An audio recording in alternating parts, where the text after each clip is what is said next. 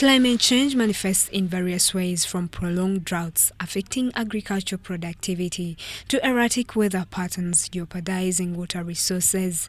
To navigate this perilous path, there is need to prioritize climate change education as a fundamental element of its national agenda. Government, through the Ministry of Local Government with support from United Nations Capital Development Fund, has organized a 3-day workshop aimed at mitigating the impact of climate change. We are now expanding. We have finished the pilot phase. We are rolling out to 4 other districts of Bulambuli, Nabelatuk, Nakapiripirit, and Kitgum.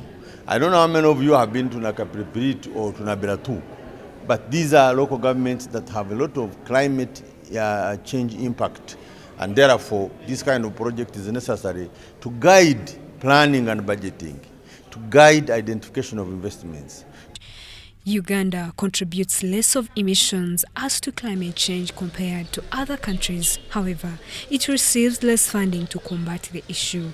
The head of Cooperation European Union in Uganda, Caroline Adresen, however, says it is important to support such countries in fighting effects of climate change. Countries, we support them in fighting the effects of climate change and in adapting to climate change, in mitigating the effects of climate change, and this is what the program is about. And as I was saying, it's not only this component, there's a broader component, in total 15 million euro, where we really help the government to attract this climate finance, which is being mobilized at a global level, into international level.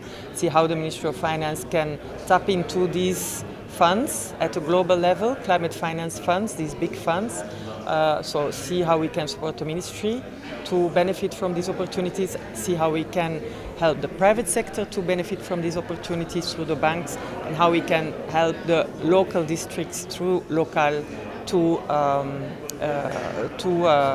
work in this area as well.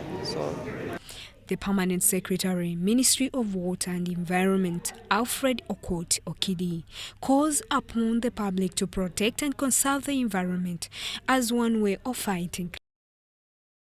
Therefore, as a country, our emphasis is restoration of the natural resources. We want to push our forest cover to 24%. We want to restore wetlands and get back to at least 12% fully restored.